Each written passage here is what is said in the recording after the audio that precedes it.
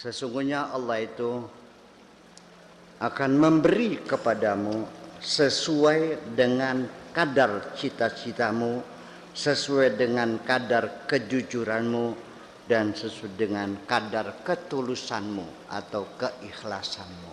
Itu saja. Ditakar berdasarkan loyalitasmu pada Allah. Maka nanti yang akan dinilai oleh Allah bukan besar dan kecilnya sedekah,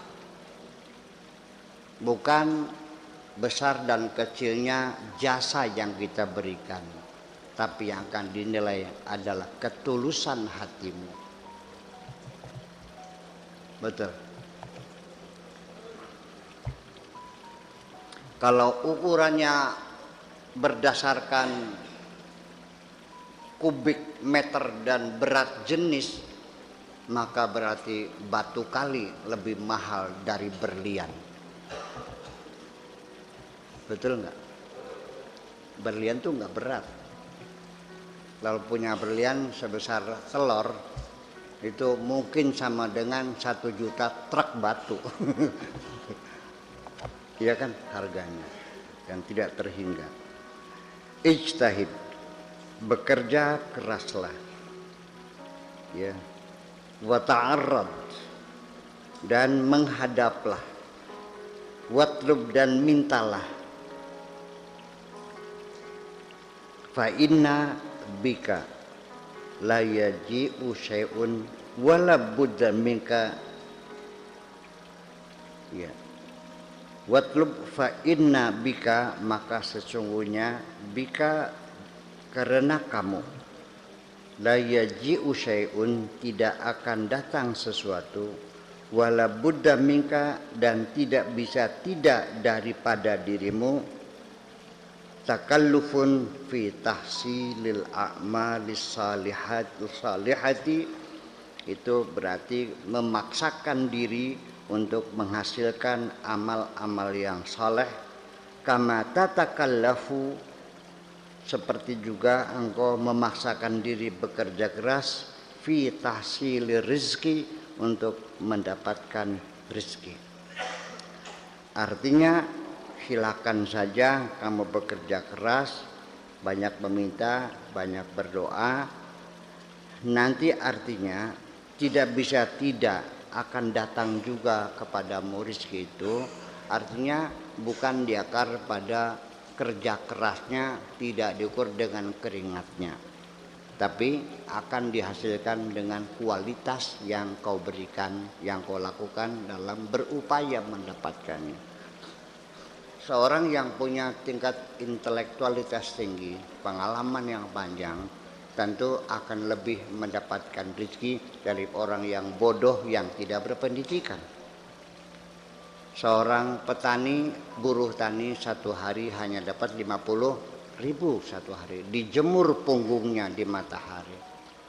Tapi seorang Habibi, seminggu satu hari dia mengantor, bayarannya 1 miliar satu bulan. Makanya sekali lagi pesan dari Abul Hasan Asaduli, ibadatul qulubi khairun min ibadatil jawarihi, ibadah hati jauh lebih baik daripada ibadah fisik. Kamu salah sendiri mengapa memilih ibadah fisik yang bayarannya cering. Tapi kalau ibadah intelektual bayarannya blek-blek, blek-blek. Kalau ibadah fisik cering. Kalau ibadah intelektual blek-blek, blek-blek. Ngerti ya? Blek-blek, blek-blek. berlimpah ruah gitu. Tidak berimbas semacam itu. Asyaitan yal'abu bi'awamin nas. Setan itu biasa bisa mempermainkan orang-orang awam, yang dungu, yang bodoh, ya kan, yang tidak berpengalaman, yang tidak sekolah, termasuk yang jauh dari Tuhan, itu orang awam semuanya itu. Kama yal'abul farisu bikarratihi, seperti seorang penunggang kuda bisa memainkan kudanya bikarratihi, dengan bisa membolak-balikan kudanya. Yudiru ahadahum, yaitu bisa memutar siapapun setan itu. Fima yasha, kama yudiru ahadukum dabatahu, seperti penunggang kuda juga bisa membalikkan kudanya ke kanan dan ke kiri. Fima yasha yadrifu uqfiyata qulubihim, yang bisa memukul jantung hati mereka. Wa yastakhdimuhun kaifa arad, dan bisa dipakai seperti apapun yang mereka inginkan. Yuhattimu minas sawami, bisa menghancurkan sinagog-sinagog. Wa yukhrijuhum minal maharibi, dan bisa dikeluarkan dari tempat-tempat ibadah, mihrab-mihrab mereka. Wa yuqifuhum, dan bisa menghentikan mereka fi khidmatihi, dalam berkhidmah, dalam beribadah, bisa ujug-ujug menjadi malas. Bisa kamu ini masih bisa dimainkan setan. Kapan-kapan setan bisa menghambat kamu akan berhenti dari mengaji setiap malam Senin. Kapan-kapan engkau setan bisa menghancurkan rumah tanggamu, bercerai dengan istrimu. Dan kapan-kapan setan juga bisa menggoda. Kalau kamu masih termasuk golongan orang awam, artinya yang mudah digodanya. Artinya bahwa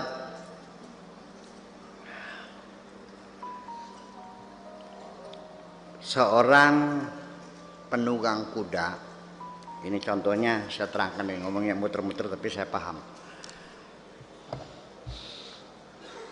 Seorang penunggang kuda yang ahli mengendalikan kudanya ketika maju perang dengan kelincahan yang luar biasa, ini digambarkan oleh Umru'ul Qais dalam syair jahili dahulu, mengatakan mikarrin mifarrin mukbilin mudbirin ma'an kajal mudi sakhrin tanhattu min ali. Mikarrin, dia bisa berbalik. Mifarrin, melesat. Mukbilin, bisa menghadap. Mudbirin, bisa berbalik. Kajal mudi sakhrin, seperti buah batu besar. Tanhattu min ali, batu ukuran 5 meter diameternya menggelinding dari gunung, kayak apa mau bom balik-baliknya. Itu saking lincahnya seorang penunggang kuda sehingga musuhnya habis dibabat semuanya. Itu cerita Umrul Qais. Ini mungkin dari cerita bagaimana setan bisa memutar-mutar kamu sesuka-suka dia kalau kamu tidak waspada. Dan setan menggoda itu adalah legal, karena setan pun ketika menggoda kamu sudah minta izin dari Tuhan dan sudah dikasih SIM, ada SIM-nya resmi, surat izin menggoda.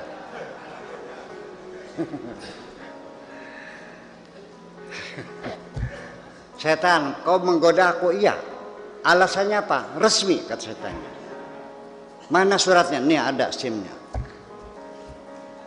Ketika setan meminta izin yang bunyinya qala fa bi'izzatika la ughwiyannahum ajmain, kata Allah, oke, silahkan kau goda semuanya.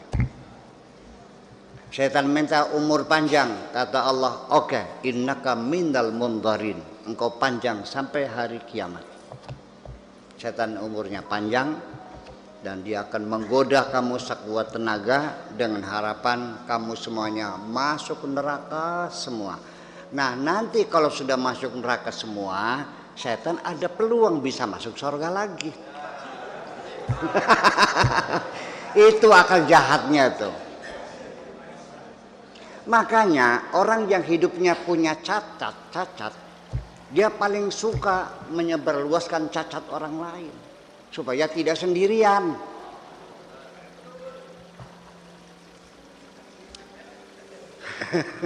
Iya, itu rasanya begitu.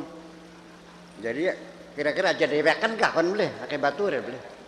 Bareng-bareng nerakanya kalau tidak. Nanti di surga bersama-sama dengan kamu semuanya. Dan setan itu bekerja menggoda kamu itu tidak main-main. Dia sangat bersungguh-sungguh, tidak mengenal waktu, tidak siang, tidak malam, tidak pagi, tidak sore. Ya, kamu berdiri, setan berdiri, kamu duduk, setannya tetap berdiri. Kamunya melek, setannya melek, kamunya tidur, setannya melek. Nyon? Iya, siang dan malam.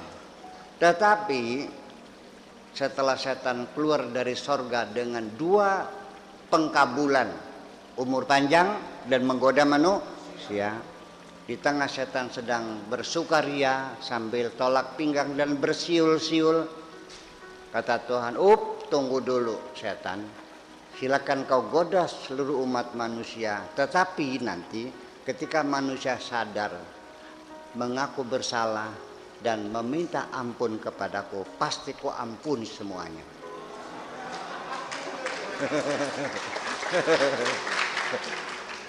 Itulah akhirnya apa? Setan melongo, kerja bakti. Yang nanti hasilnya seperti menulis di atas air. Nah, sejak itulah maka setan merubah strategi, bukan sekedar menggoda manusia berbuat jahat, tetapi mempola bagaimana manusia jangan merasa berdosa.